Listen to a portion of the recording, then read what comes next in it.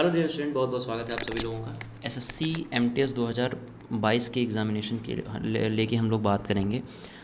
तो ये वीडियो थोड़ा सा इसमें मैं एसएससी से भी रिक्वेस्ट करना चाहता हूँ ताकि हम लोग मिल के और जो सीट खाली हो रही हैं, जो वाकई में ऐसे बच्चे हैं जिनको मिलना चाहिए जगह, उनके लिए बातें कर सकें। मैं पूरा प्रोसेस समझाऊंगा बच्चे आपको कि इसमें क्या क्या चीज़ें हैं और क्या अभी प्रेजेंट टाइम में ये चल रहा है। ठीक है, आगे बढ़ते हैं। आगे बढ़ने से पहले मैं आपको बता दूं कि अगर आप प्यारे विद्यार्थियों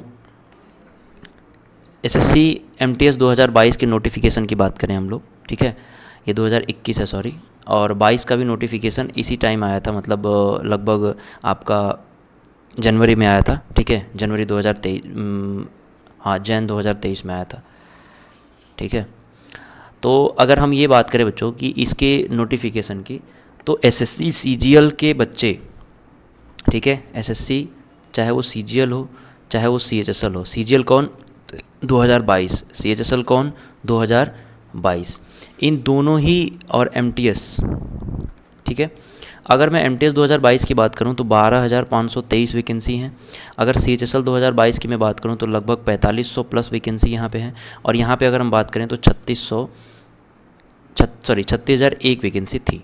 ठीक है, सीजीएल का नोटिफिकेशन पहले आया था, सीएचएसएल का भी नोटिफिकेशन पहले आया था। तो जो सीजीएल के बच्चे हैं वो भी जो हैं वो एमटीएस में फॉर्म भरा था। सीएचएसएल के जो बच्चे हैं वो भी, उन्होंने भी एमटीएस में फॉर्म भरा था। सीजीएल क्लियर हो चुका है। सीजीएल में यहाँ पे मैक्सिमम जो स्टूडेंट हैं उन्होंने सिलेक्शन ले लिया है। अब यहाँ पे फॉर्म भी भर दिया और प्री का एग्जामिनेशन भी दिया होगा, क्योंकि तब तक रिजल्ट नहीं आया था जब तक ये प्री का एग्जामिनेशन इसका हो रहा था। तो अगर ऐसा हुआ, ठीक है, फाइनल रिजल्ट नहीं आया था, तो इसमें बहुत सारे बच्चे क्या होंगे, बहुत सारे ही बच्चे यहाँ पे आपका जो कि पास कर रहे होंगे, सीजीएल के बच्चे जो सीएचएसएल में पास कर रहे होंगे। अब सीएचएसएल का भी वही हाल है, सीएचएसएल का भी बच्चा जो यहाँ पे फॉर्म भरा था वो भी एमटीएस में पास कर रहा होगा। तो कहीं ना कहीं ये जो बच्चे प्रोसेस चल रहा है इसमें बहुत ज़्यादा सीटें जो हैं वो वेकेंट रह जाएंगी। तो यहाँ पे एसएससी को एक कैंडिडेचर विड्रॉल ऑप्शन जो है वो खोलना चाहिए। क्या खोलना चाहिए बच्चे? कैंडिडेचर विड्रॉल ऑप्शन, ठीक है। यानी ये वो ऑप्शन है, जैसे आपने देखा कि अब जो एसएससी काम करती है, मैं आपको बताता हूँ, एक बार प्रोसेस बता देता हूँ। देखो, इस बार एमटीएस का जो सिलेक्शन प्रोसेस था 2023 से पहले, मतलब 2022 एमटीएस से पहले ये प्रोसेस था। पहले एक टीयर 1 होता था, टीयर 1 का एग्जामिनेशन होता था, उसके बाद टीयर 2 होता था। ठीक है, अब टीयर 2 में बच्चे यहाँ पे अब डिस्क्रिप्टिव पेपर होता था, मतलब एसे राइटिंग लिखा जाता था, जिसमें 50 मार्क्स का ये पेपर होता था। और ये मार्क्स भी क्या हैं, ये आपके पासिंग मार्क्स होते थे। ठीक है, मतलब ये कोई केवल क्वालिफाइंग नेचर का टीयर 2 था, रिजल्ट फिर भी टीयर 1 पे ही बनता था और उसके बाद बच्चे फिजिकल वगैरह होता था। लेकिन अब क्या होगा, अब बच्चे आपका एमटीएस 2022 के, अगर मैं प्रोसेस की बात करूं तो यहाँ पे जो टीयर 1 का एग्ज़ाम है वो हो चुका है। ठीक है, अब टीयर 1 के एग्ज़ाम के बाद यहाँ पे अब सीधे सीधे क्या होगा बच्चे, यहाँ पे अब सीधे सीधे होगा आपका जो हवलदार पोस्ट है उसके लिए फ़िज़िकल होगा। फ़िज़िकल के बाद रिज़ल्ट आएगा फाइनल, यानी एक ही एग्ज़ाम के बेस पे रिज़ल्ट आने वाला है एमटीएस 2022 का।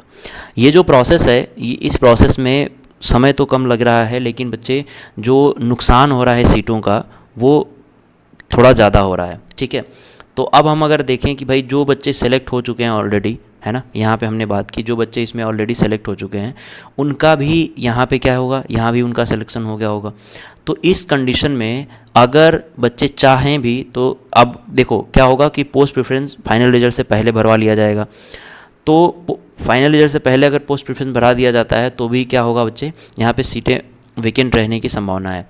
तो एसएससी अगर कैंडिडेचर विड्रॉल ऑप्शन ओपन करती है तो बच्चे क्या करेंगे, वहाँ पे जाके इस ऑप्शन में क्लिक करके अपना कैंडिडेचर जो है वो एमटीएस से हटा लेंगे।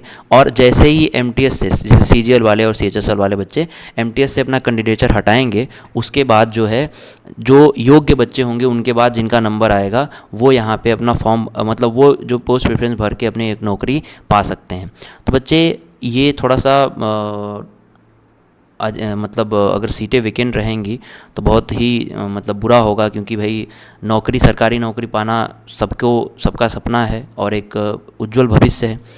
तो उसके लिए एसएससी को थोड़ा सा ये करना चाहिए, ताकि आगे आने वाले जो दिन में एग्ज़ामिनेशन होंगे, रिज़ल्ट आएगा, रिज़ल्ट में कुछ अच्छे बच्चे भी जो नौकरी नहीं पाए हैं, कहीं सेलेक्ट नहीं हुए हैं, वो भी यहाँ पे सेलेक्ट होते दिखाई दें। बाकी सीजीएल और सीएचएसएल का एग्ज़ामिनेशन बच्चे आप देख ही सकते हैं। देखो, ये जो मैं बात कर रहा था ना सीजीएल 2022 वाले, ये तो मान लो छोड़ ही देंगे, ठीक है। अब सीजीएल 2023 वालों की बात समझो। सीजीएल 2023 वाले जो एग्ज़ाम दे रहे हैं प्री का, ठीक है। अब क्या होगा बच्चे कि इन्होंने भी प्री एमटीएस का फॉर्म भरा होगा 2022 वाला, ठीक है ना। एमटीएस वाला फॉर्म इन्होंने 2022 वाला भरा होगा। तो अब क्या होगा, जब इनका रिज़ल्ट इधर निकल रहा है, मतलब मान लो अभी सपोज़ दैट ये अभी क्या करेंगे, ये ज्वाइन कर सकते हैं, ठीक है। लेकिन जब तक इनका रिज़ल्ट आएगा तब तक इनका प्री का रिज़ल्ट आ जाएगा, और प्री के रिज़ल्ट के आधार पे ये समझ सकते हैं कि भाई हमारे पास एक नौकरी आने की उम्मीद है।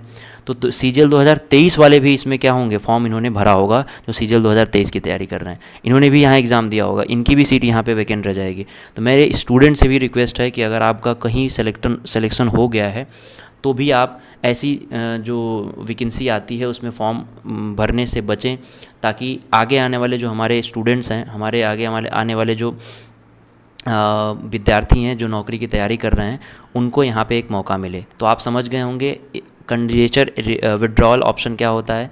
ये वो ऑप्शन है जहाँ से कैंडिडेट, मतलब अगर ऐसा ओपन होता है तब, जहाँ से कैंडिडेट क्या करता है, अपने कैंडिडेचर को वापस लेने के लिए योग्य हो जाता है, ठीक है। तो उम्मीद है कि आप लोगों को समझ में आया होगा और ये होना चाहिए।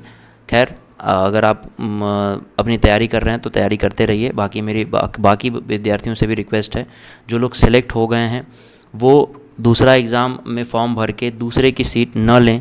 एक बार आपने सिलेक्शन ले लिया, फिर दोबारा सिलेक्शन लेने का कोई मतलब नहीं है प्यारे विद्यार्थियों।